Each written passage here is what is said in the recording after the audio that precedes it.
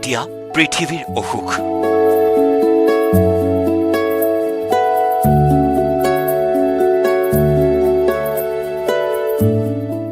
তাৰ মাজতে বিনন্দিয়া হৈ উঠিছে ভাৰতৰ পূব প্ৰান্তৰ এখন ৰাজ্য, অপৰূপা প্ৰাকৃতিক দৃশ্য।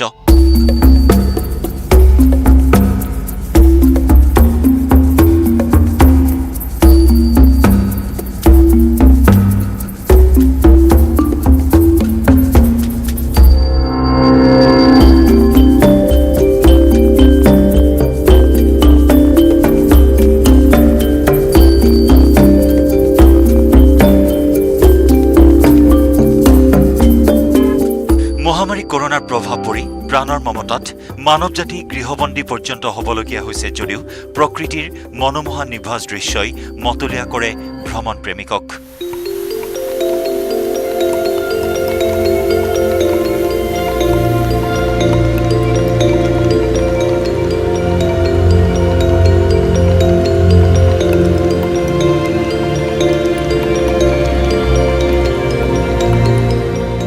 ভাৰতৰ পূব প্ৰান্তৰ অৰুণাচল প্ৰদেশৰ ভাৰত চীন সীমান্তৰ আঞ্জাও জিলাৰ অদ্বিতীয় জাতিষ্কাৰ বিনন্দিয়া প্ৰকৃতিৰ মনোমোহা দৃশ্যই আকৰ্ষিত কৰে দেশী বিদেশী পৰ্যটকক।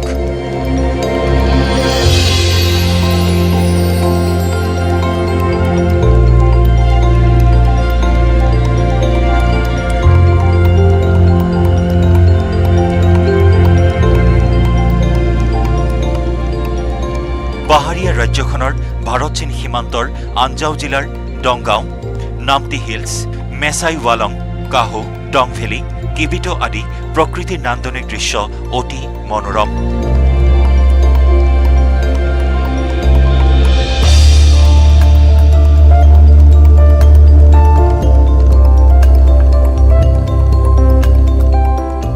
ভাৰতবৰ্ষৰ সূৰ্য উদয় হোৱা অৰুণাচল প্ৰদেশৰ আঞ্জাও জিলাৰ ডংগাঁও। আঞ্জাও জিলাৰ গাঁওসমূহত থকা জলপ্ৰপাতসমূহ হৈছে ভ্ৰমণ প্ৰেমিকসকলৰ অন্যতম আকৰ্ষণৰ কেন্দ্ৰবিন্দু। জিলাখনৰ মাজেৰে পাহাৰৰ তলে তলে বৈ যোৱা লোহিত নদীখনে সৌন্দৰ্য অধিক বৃদ্ধি কৰি আহিছে।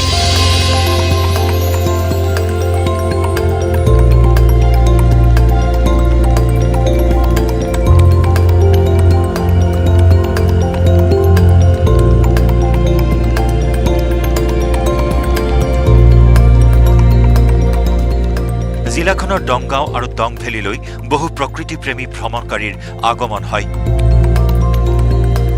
কিয়নো এই ডংগাঁৱতে ভাৰতৰ ভিতৰত প্ৰথম সূৰ্য উদয় হয় আৰু গাঁওখন সূৰ্যৰ ৰশ্মিয়ে পোহৰাই তোলে।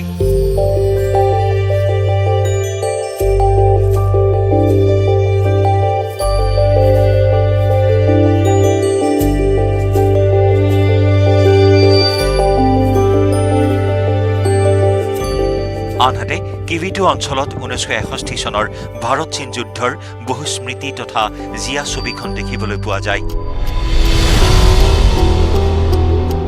আগ্ৰাসী চীনে 1961 চনত ভাৰতৰ সীমাত অতিক্ৰম কৰি নামটি হিলছ পৰ্যন্ত আহিবলৈ সক্ষম হৈছিল আৰু এই অঞ্চলতে ভয়াৱহ যুদ্ধ হৈছিল ভাৰত চীনৰ, য'ত প্ৰায় 700 চীনা সৈনিকৰ প্ৰাণহানি হৈছিল। তাৰ পাছৰে পৰা চীনাসকলে এই নামটি হিলছক টাইগাৰ্ছ মাউথ হিচাপে নামাকৰণ কৰিছিল। এই অঞ্চলত থকা বহুকেইটা শ্বহীদ স্তম্ভ আৰু যুদ্ধৰ স্মৃতিসৌধে সেই সময়ৰ কাহিনীবিলাক সজীৱ কৰি ৰাখিছে।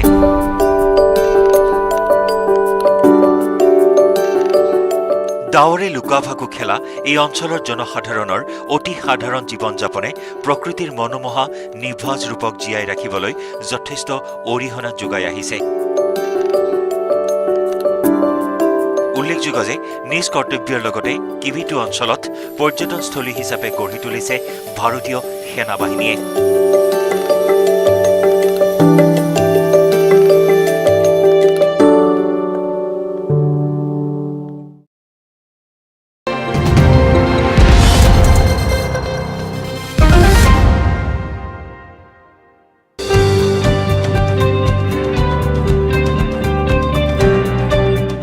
মন কৰিলেই চন।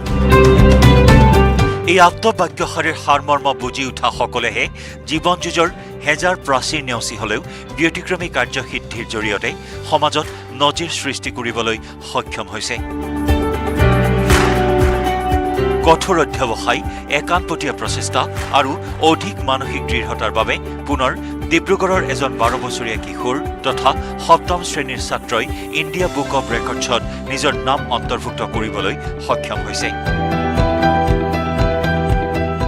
ডিব্ৰুগড়ৰ বৈৰাগী মঠ নতুন গাঁও তথা ডনবস্কো স্কুলৰ 7ম শ্ৰেণীৰ ছাত্ৰ হিমানিশ বৰুৱাই হাই নি জাম্পৰ জৰিয়তে ইণ্ডিয়া বুক অৱ ৰেকৰ্ডছত নিজৰ নাম অন্তৰ্ভুক্ত কৰিবলৈ সক্ষম হয়।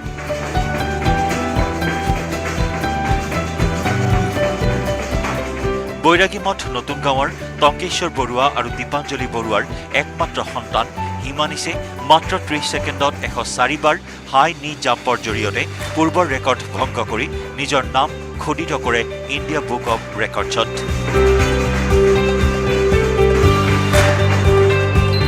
উল্লেখযোগ্য যে ইয়াৰ পূৰ্বে গুজৰাটৰ পেটেল প্ৰিন্স সুৰেশ ভাইয়ে 30 ছেকেণ্ডত 101 বাৰ হাই নি জাম্প কৰি ইণ্ডিয়া বুকত স্থান দখল কৰিছিল।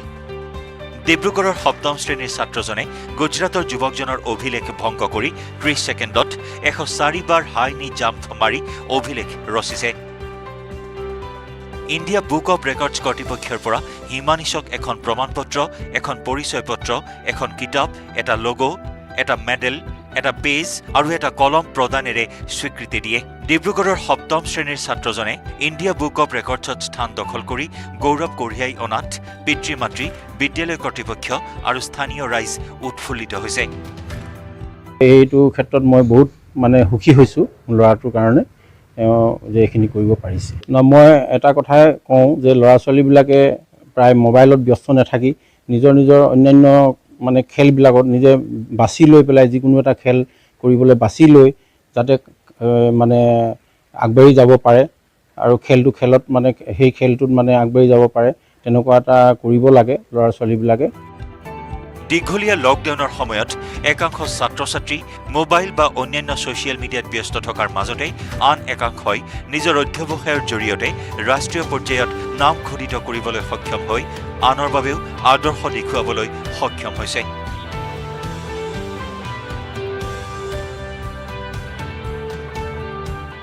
মই ব্যৱহাৰ কৰোঁ আটাইতকৈ সবল আৰু সতেজ চিমেণ্ট, সূৰ্যা চিমেণ্ট।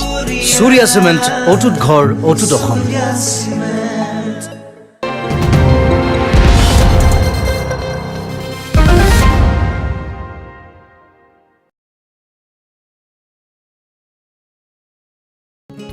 আনহাতে কোভিড নীতি মানি চলিও অঞ্চলটোৰ যথেষ্ট সংখ্যক শিশুক লৈ শিবিৰলৈ অভিভাৱকসকলৰ সঁহাৰি দেখা যায়। সকলোৱে একেমুখে বিহালী শিক্ষক সন্থাৰ এই প্ৰচেষ্টাৰ শলাগ লৈছে। 4টা দিশৰ ওপৰত লক্ষ্য কৰি আমি কামখিনি আগবঢ়াব চাইছোঁ। প্ৰথম কথা হ'ল যে বাৰ্থ ডিফেক্ট কিবা আছে নেকি, এইখিনি আমি ডিটেক্ট কৰিবলৈ চাইছোঁ। লগতে ডিজিজ, শিশুসকলে কি বেমাৰত ভুগি আছে এইখিনিৰ ওপৰত এটা চিকিৎসা কৰা হ'ব। লগতে ডিফিচিয়েঞ্চি, যে বেলেগ কিবা কাৰণত ডিফিচিয়েঞ্চি আছে নেকি, নিউট্ৰিচনেল ডিফিচিয়েঞ্চি, ভিটামিন ডিফিচিয়েঞ্চি, আয়ৰন ডিফিচিয়েঞ্চি বা তেনেধৰণৰ যদি হৈছে বা আইৰণ ফলিক এচিড ডিফিচিয়েঞ্চি হৈছে, এইখিনি আমি ডিটেক্ট কৰিম আৰু ডিটেক্ট কৰাৰ লগতে আমি সেইমতে চিকিৎসা আগবঢ়াই। ঠিক তেনেধৰণে আমি এইখিনি RBSK টিমটোৱে আমাৰ গোটেই বিহালী খণ্ড প্ৰাথমিক স্বাস্থ্যকেন্দ্ৰতে যিকেইখন আমাৰ স্কুল আছে বা হাইস্কুলবোৰত সেইখিনি আমি চলাই গৈছোঁ।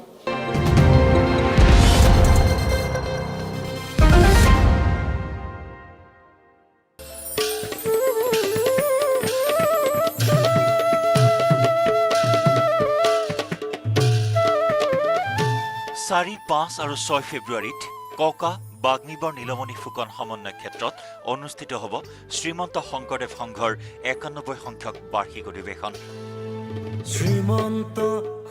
21 নৱেম্বৰত স্থাপন হ'বলগীয়া লাইখুটাৰ বাবে নিৰ্বাচিত কৰা ঠাইত ধান আৰু নৰাকটা পৰ্ব ৰূপায়ণ কৰে স্থানীয় মহিলাসকলে। আনন্দত আত্মহাৰত দাৱনীয়ে জুৰিলে বিহুগীত, দিহানাম।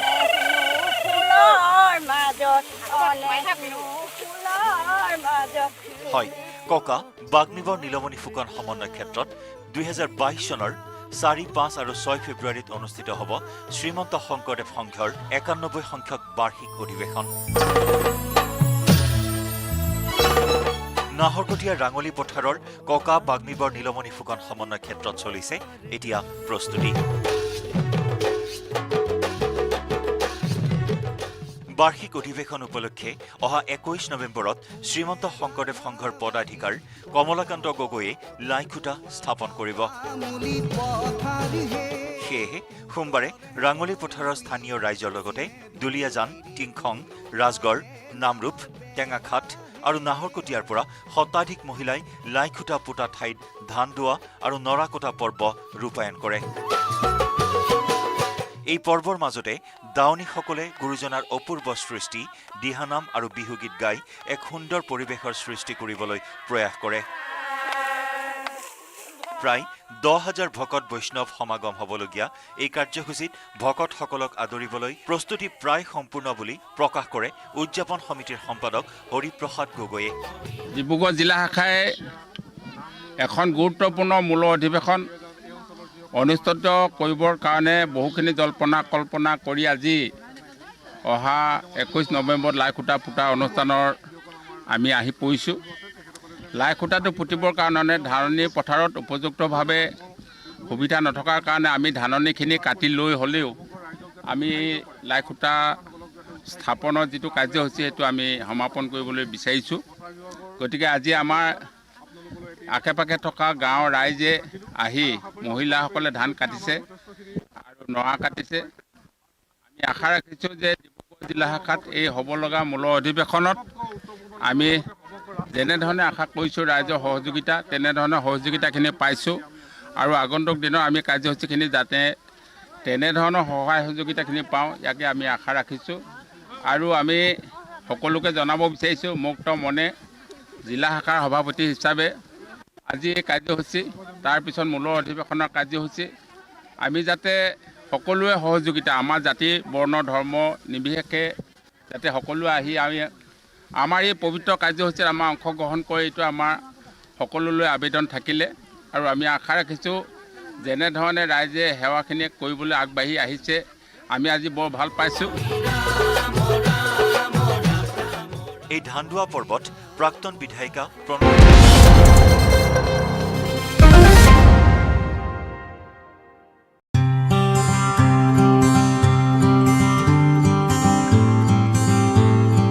বিগত বৰ্ষৰ পৰা যোৱা 2 বছৰত বহুতৰে জীৱন সলনি হৈ পৰিল।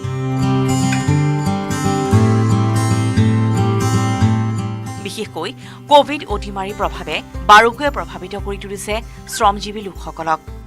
মনৰ ইচ্ছা থাকিলে সকলো কামেই যেন সম্ভৱ, আৰু এই কথা সাৰোগত কৰি 3গৰাকী কৃষকে ধেমাজিৰ অতিকৈ এটা ভিতৰুৱা অঞ্চল শান্তিপুৰ জেংৰাই এই গাঁৱত তেওঁলোকৰ নিজা আচলতে কৃষিভূমিত আৰম্ভ কৰিছিল ৰঙালাও খেতি, আৰু শাওনৰ শেষৰ ফালে দিয়া ৰঙালাও খেতি এতিয়া উৎপাদনৰ ভৰপক চলিছে বুলি ক'ব পাৰি। আৰু এই অঞ্চলৰ পৰা উৎপাদিত ৰঙালাওৰ বজাৰে এতিয়া সমাদৰ লাভ কৰিছে, আৰু প্ৰতিটো সপ্তাহত এই আমি উপস্থিত থকা এই ৰঙালাও যি বাৰী আছে এই ৰঙালাও বাৰীৰ পৰা 1 সহস্ৰাধিক ৰঙালাও আচলতে বজাৰলৈ ওলাই গৈছে, আৰু যিয়ে এই কৃষকসকললৈ আনিছে আশাৰ বতৰা। ইয়াৰ মাজতে শ্ৰমজীৱী লোকসকলে বাছি লোৱা পথ এতিয়া এঢাপ দুঢাপকৈ আশাৰ সোণালী কিৰণ কঢ়িয়াই আনিছে। ধেমাজিৰ নীলক শান্তিপুৰ জেংৰাইত আৰম্ভণি ঘটিছে নিজৰ লগতে আন 10জনক আগুৱাই নিয়াৰ উদ্দেশ্যৰে আৰম্ভ কৰা সমন্বিত কৃষি পাম। অসম অৰুণাচল সীমান্তৱৰ্তী নীলক পঞ্চায়তৰ শান্তিপুৰ জেংৰাই গাঁৱৰ চনপৰা মাটিত অনুজ দলে, কৃষ্ণকান্ত দলে, কৃষ্ণ গগৈৰ প্ৰচেষ্টাত বিগত বৰ্ষৰ পৰা আৰম্ভ কৰা সমন্বিত কৃষি পামে তেওঁলোকৰ লগতে আন কেইবাগৰাকী লোককো শ্ৰমিক হিচাপে লৈ কৰা এই খেতিয়ে আনিছে আশাৰ বতৰা। আমি 3জন আমাৰ পাৰ্টনাৰশ্বিপত খেতি কৰিছোঁ। আমি এতিয়া 4,000মান গছ আছে। 4,000 গছত প্ৰত্যেক গছত 4-5টামানকৈ গুটি লাগিব। আমি এইটো নিশ্চিন্ত, আমি এইটো হিচাপতে খেতি কৰিছোঁ। আমি এতিয়ালৈকে 6-7হাজাৰমান গুটি বিক্ৰী কৰা হ'ল। আৰু 10-12 হাজাৰমান এতিয়া গুটি বিকিব কৰিবলৈ আছে। পৰিকল্পনাটো এনেকুৱা, আমি এইটো বহুতখিনি প্ৰচেছ লৈছোঁ, কিন্তু মাটিৰ পানীৰ অসুবিধাৰ কাৰণে আমি বস্তুটো যিমানখিনি অন্তত ভাবি আছোঁ, কিন্তু এইটো ইমানখিনি ছাকচেছ হৈ পৰা নাই। আমি 2 লাখমান এতিয়া লাভ কৰিম। এতিয়া এবছৰ মাৰ্কেটতো যথেষ্টখিনি ডাউন আৰু টেম্পাৰেচাৰৰ পৰা ইমান প্ৰডাকশ্যনটো কমিয়ালে হ'লেও আমি 2 লাখমান প্ৰফিটটো আহিব বুলি ভাবিছোঁ। 10 বিঘা মাটিত কৰা ৰঙালাওৰ খেতিত এতিয়া লমালমে লাগিছে বুলি ক'ব পাৰি। সপ্তাহে প্ৰতি এই বাৰীখনৰ পৰা বজাৰলৈ উলিয়াই দিয়া হৈছে 1000কৈ ৰঙালাও। গড়ে প্ৰতি 20ৰ পৰা 25 টকাকৈ লাভ কৰিছে একোটা ৰঙালাওত। বৰ্তমানলৈকে বজাৰলৈ 7,000তকৈ অধিক ৰঙালাও জিলাখনৰ বিভিন্ন প্ৰান্তৰ বজাৰলৈ ৰপ্তানি কৰা হৈছে। ৰঙালাওৰ পৰা আনুমানিক 3,00,000 টকা আয় কৰিবলৈ সক্ষম হ'ব তেওঁলোকে। ৰঙালাওৰ সমান্তৰালকৈ কৃষককেইজনে ব্ৰইলাৰ পালন, 30 বিঘা মাটিত মাটিমাহ আৰু আত্মসহায়ক গোট পৰ্যায়ত 40 বিঘা মাটিত লেমন গ্ৰাছৰ খেতি কৰিছে। যোৱা বছৰৰ পৰা আমি প্ৰগ্ৰামটো লৈছোঁ। যোৱা বছৰৰ পৰা আমি প্ৰথমে কৰিলোঁ, আমি ব্ৰইলাৰ ফাৰ্ম এটা কৰিলোঁ। তাতে মানে 1.5 লাখ টকা খৰচ কৰি পিনি ঘৰটো বনালোঁ। তো বনাই এটা বেষ্ট মানে 2টা বেষ্ট বিকিলোঁ। 2টা বেষ্টত যথেষ্টখিনি প্ৰফিট হৈছে, নোহোৱা নহয়। ইয়াতে তাৰপাছত মানে আমি ভাবিলোঁ ব্ৰইলাৰ যিটো মৌল সেইটো কামত খটাব লাগে। তেতিয়াহ'লে আমি চিন্তা কৰিলোঁ যে এই ব্ৰইলাৰ মৌলটো আমি এই ৰঙালাওত তাৰমানে প্ৰয়োগ কৰি আৰু গোবৰ আৰু তাৰ লগত গোবৰ প্ৰয়োগ কৰি তাৰমানে ৰঙালাওটো খেতিটো কৰিছোঁ দ্বিতীয়বাৰ কাৰণে। তাৰপিছত আমাৰ গোটৰ হেৰিত আছে লেমন গ্ৰাছ আছে, আমাৰ 45 বিঘামান আছে মিনিমাম। তাৰপাছত আকৌ কেবিকেৰ যোগেদি আমি 30 বিঘামান কৰিছোঁ, মাটিমাহ খেতি কৰিছোঁ। এই সমন্বিত কৃষিপামৰ আন এগৰাকী অন্যতম সদস্য কৃষ্ণকান্ত দলিয়ে কয় যে বিগত বৰ্ষৰ পৰা আৰম্ভ কৰা এই কৃষিপামত পোনপটীয়াকৈ 3 গৰাকী শ্ৰমিকক মাহিলী 9,000 টকাকৈ পাৰিতোষিক দি সংস্থাপিত কৰাৰ লগতে অস্থায়ীভাৱে বিভিন্ন সময়ত শ্ৰমিকসকলক কামত লগোৱা হৈছে, যাৰ দ্বাৰা আগন্তুক দিনত এই সমন্বিত কৃষিপামৰ জৰিয়তে আৰু লোকক কামত নিয়োজিত কৰিব পৰা যাব বুলিও কয় কৃষ্ণকান্ত দলিয়ে।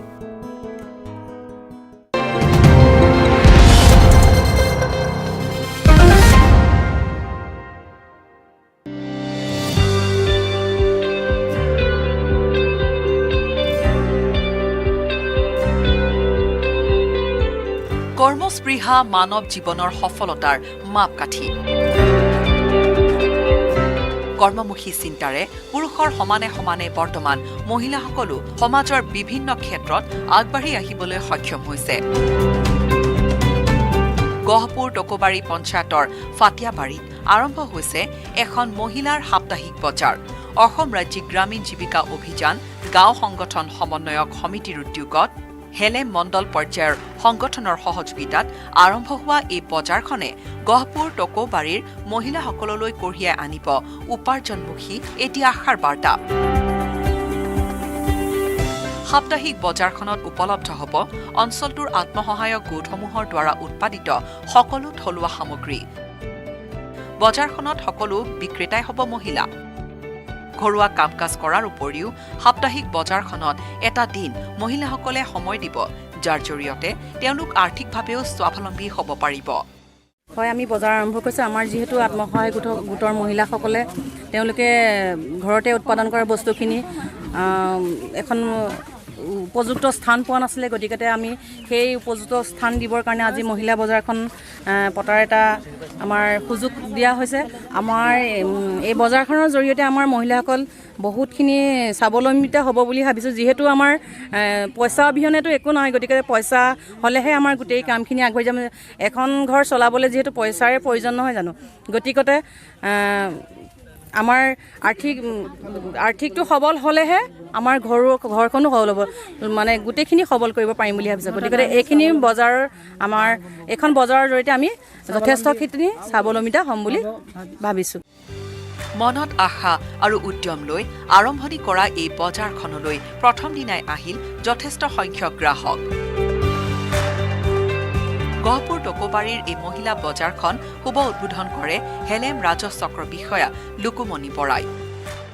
এটা খুব ভাল কামৰ কাৰণে মহিলা বজাৰ এখনৰ উদ্বোধনী হৈছে আৰু টকৌবাৰী গাঁও পঞ্চায়তৰ প্ৰথম এইটো আমাৰ মানে ইনিচিয়েটিভ পদক্ষেপ লৈছে গতিকে ভাল লাগিছে দেখিছে বিভিন্ন এনেকৈ বিপণীমুক্ত কৰিছে আমাৰ ঘৰুৱা থলুৱা আমাৰ খাদ্য সম্ভাৰৰ পৰা আদি কৰি কাপোৰ কানিৰ পৰা আদি কৰি মণিহাৰী সামগ্ৰীলৈকে সকলো ফালৰ পৰা মহিলাসকল ওলাই আহিছে 18টা নহয় জানো আমাৰ 18টা আত্মসহায়ক গোটেই ইয়াতে ইনভলভ হৈছে গতিকে আশা কৰোঁ অকল টকৌবাৰী জিপিয়ে নহয় আমাৰ হেলেমত আমাৰ গহপুৰত প্ৰত্যেকটো জিপিত এইটো ইনিচিয়েটিভ হ'ব আৰু সমগ্ৰ অসমলৈ এইটো এটা সুন্দৰ পদক্ষেপ হিচাপে বিয়পি পৰিব উল্লেখযোগ্য যে মহিলাসকলে আৰম্ভ কৰা সাপ্তাহিক বজাৰখনে সমাজৰ নাৰী শক্তিক আগুৱাই যাবলৈ অনুপ্ৰাণিত কৰিব বুলিও এতিয়া আশাবাদী সকলো